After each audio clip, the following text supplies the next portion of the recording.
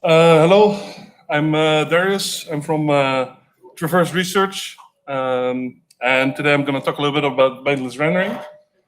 I will touch a little bit on the implementation details, some important topics, and more on the HLSL side as well. So our agenda for today, we're going to set a goal of what we actually want to achieve with bindless rendering. We'll talk about the setup, we'll talk about resource management and our abstraction layer of it. We're going to talk about bindless indexing and HLSL, and then finally, I'm going to answer some questions. So let's look at a perfect scenario on the right. We have a shader that somehow allows us to directly put resources in structs and buffers, and we can just directly sample and use them in that way. Obviously, this is currently not possible in this direct manner.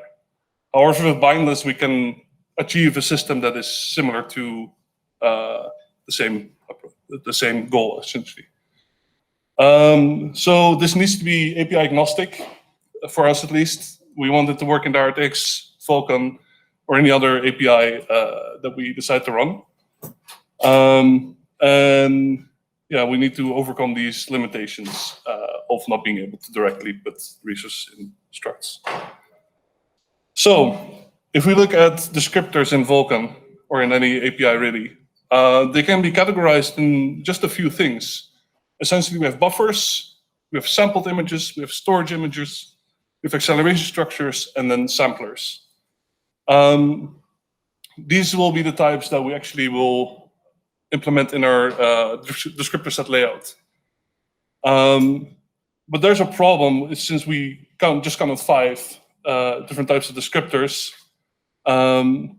We want to meet the minimum spec of Vulkan 1.2 for our application. So the minimum spec of 1.2 is 4 sets, which is a problem. Okay, how do we solve that? Well, we took the compromise of using immutable samplers in this case. Acceleration structures where we weren't really sure on how many we're going to use. So immutable samplers worked for us. But of course, this is not a must. You can choose whatever you want for this.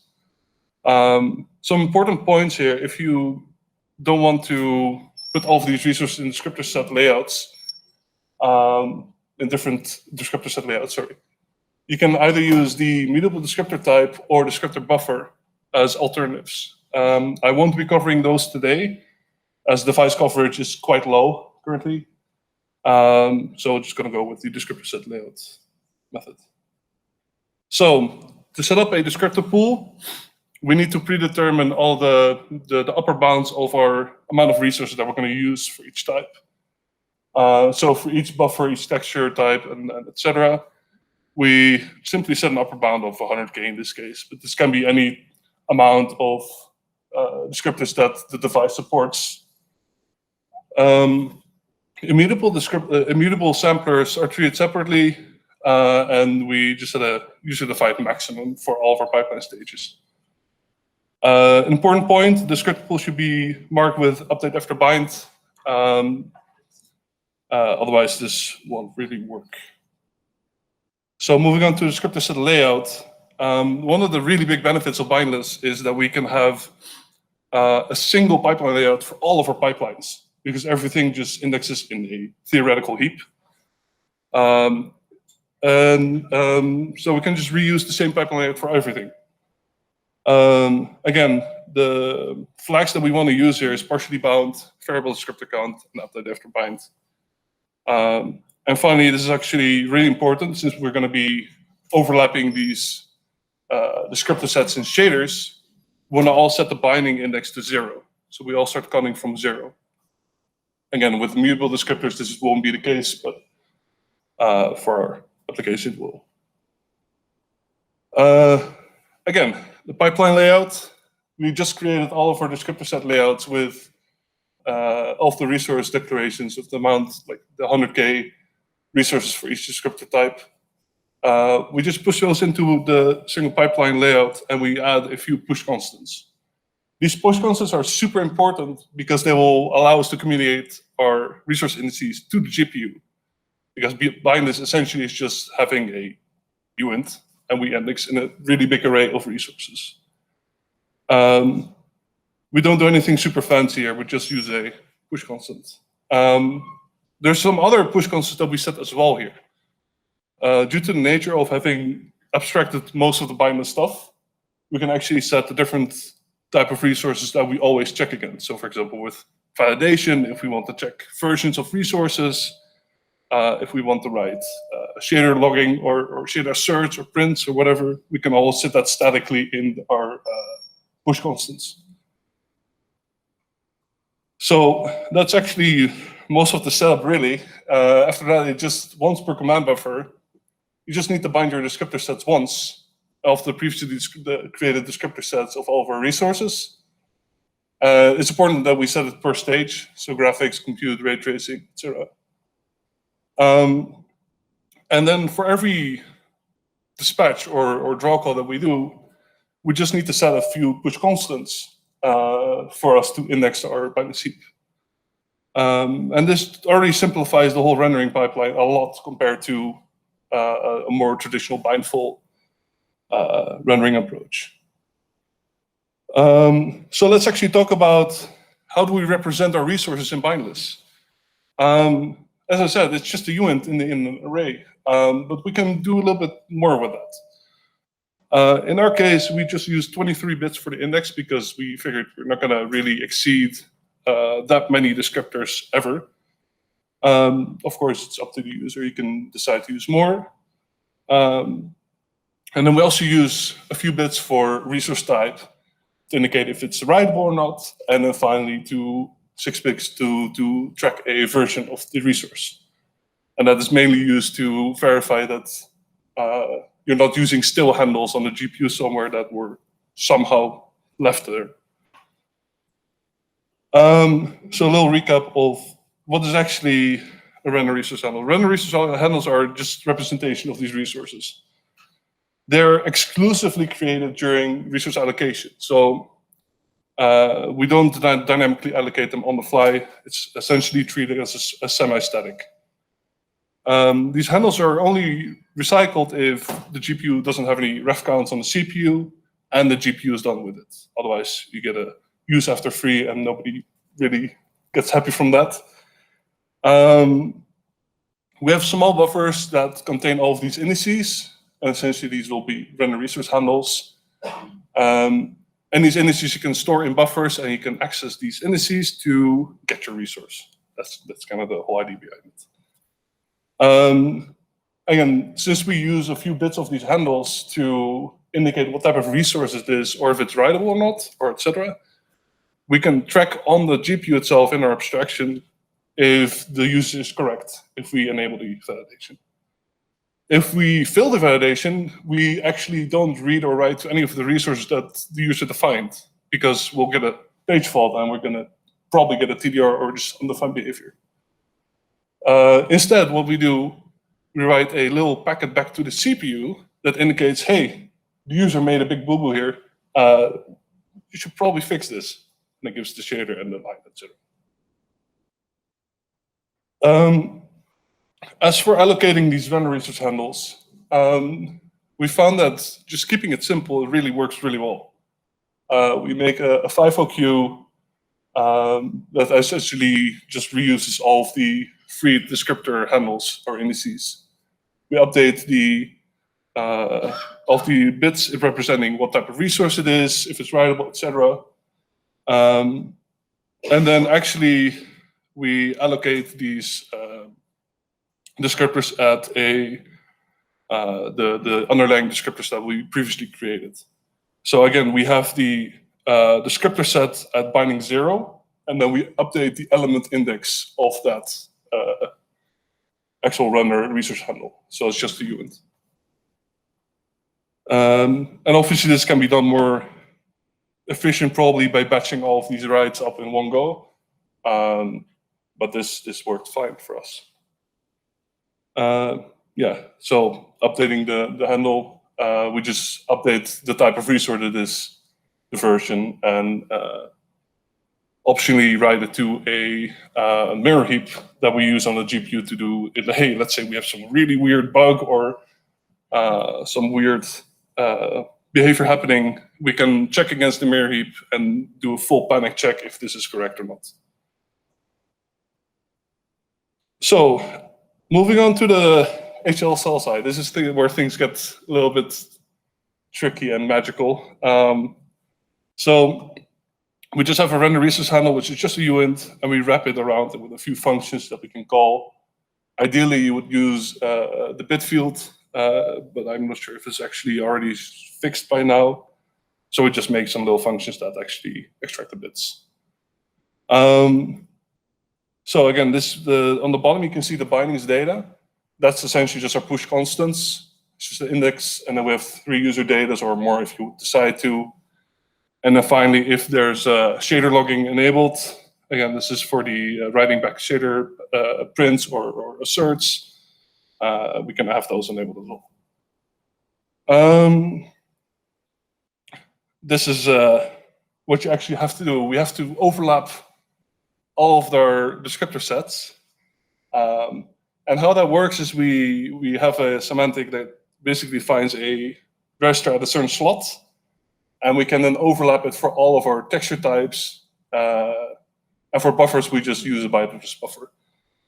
This looks, it's not the prettiest thing, but it is actually the only thing that makes it work without the user having to do stupid pre-declarations of resources, or if you need to do some weird macro to define like a struct of resource. And we just want to keep it simple for the user and hide this all in some include. Once the resource descriptor heap is released for Vulkan and SPIR-V, then you can simply delete all of this code, and we're very much looking forward to that day. But this will have to do for now. And again, the structure buffer, we cannot use that because then it would require the user to always forward declare the type that they want to use for that structured buffer. And we cannot do that by using macros, not by hiding it from the user. But luckily, byte-address buffers have template loads and stores nowadays, so we can just load a template type and store a template type at an offset and wrap those in emulated structure buffers. So this is actually the next part. There's a little emulation struct on that we want to use for emulating the sort of resource descriptor heap like you would have in DirectX 12. It's just a struct that implements operator overloads.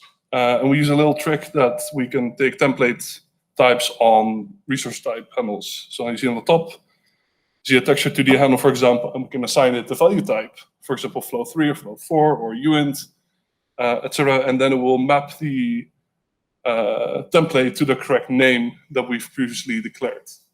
Again, it's ugly. It's not ideal, but it's the way to achieve a emulated resource descriptor heap in Vulkan right now. Then we implement this resource descriptor heap in both DirectX and Vulkan using the macro on the bottom. And then we actually have identical behavior both between DirectX 12 and Vulkan. It's quite an involved process to get this all working, and there's more details on the blog post that we wrote a while ago. But it's essentially relatively doable. It's just a lot of writing code. And then we actually have the wrapper around all of the resources. So we can have like again, if we had our goal, we wanted to have a struct with a texture or a buffer, and then we would directly load and store to those resources. So the way to do that is we wrap the resources entirely, which is, you can do that with macros, you can do that manually. But this actually, it is the way to do for a clean user interface. So first, again, we check against, hey, is this handle valid or not? We know at this point in time, hey, we're calling a load function, right? That means that we don't expect the resource to be writable. We expect it to be a texture. We give it the handle itself and then the actual value. We call over macro that accesses the emulation heap in terms of Vulkan, and finally we return the requested value. Again, if the validation fails here, we just return 0 or we just discard the operation to store. And it's actually a little example of what happens when the user makes a mistake in this area. Let's say we have a version mismatch. So for example, the user has stored a resource handle of one sort in the shader to like another buffer, and that's been staying there for like several frames. But in the meantime, this buffer has been freed on the CPU because we can't really track that at all. It's kind of impossible to track user copies on the GPU and then saying, oh, this lifetime is here. So the first is mismatched here, and we actually just assert we don't write or read anything, and we give a sensible explanation of what went wrong. So again, the handle is either copied unsafely, or it's been manually copied somewhere, or etc. And again, same goes for the resource type mismatch. If we try to, for example, sample a buffer, it's impossible. We catch this as well. We just notify the user. And again, same goes for writability. If a resource is read-only, we cannot write to it, obviously. So all of this actually ends up with a pretty clean interface for the user between APIs. So we have like a little struct that, again, a structure buffer we just represent in like an array buffer. Textures, we just wrap it that way as well. We load our bindings, those are indices, and then we can directly call from any location that we want to load or store certain values. And this works recursively, so if you want to load a buffer containing buffers that contains more buffers or textures, we can do that, and there's no problem. It's sketchy, but you can do it. And again, it's sort of similar to what meta-argument buffers achieve, but then without the explicit types and without the limitations of only having to, or only being able to do that in certain buffer types. And then finally, yeah, the main point is we are waiting for the resource descriptor heap for Vulkan. Once that is there, then all of the scary macro magic is no longer necessary. It makes everyone a little bit happier, at least I will. And yeah, that's kind of it. Are there any questions?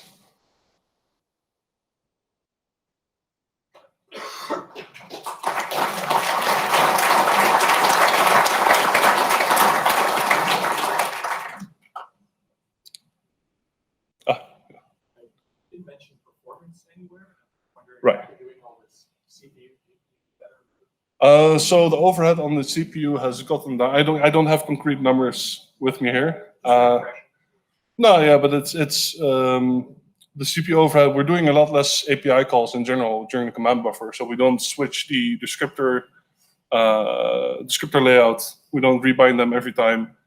The only thing we really do is we set the push constants, and then the pipeline rate is identical for everything as well. So there's no tracking code there, really. As for the GPU impact, we've not been able to measure the switch between bindful and bindless. However, if you were to index the sort of emulation heap without the emulation, right? So we just have these resources declared in the shader that we just access as an array directly.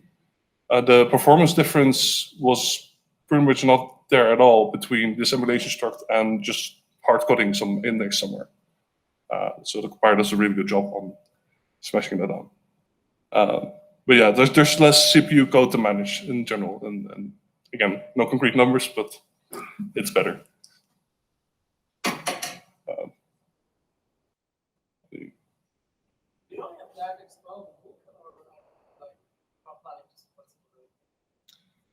Potentially. Right now we have Vulkan DirectX 12, and yeah, maybe someday we'll add some other APIs. But sorry.